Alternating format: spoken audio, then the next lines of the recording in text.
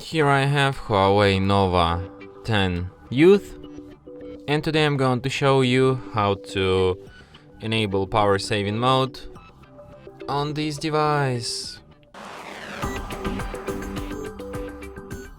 So to do this, firstly you have to go to the upper bar, you have to go to settings, then you have to go to the battery section, and here you can find power saving mode.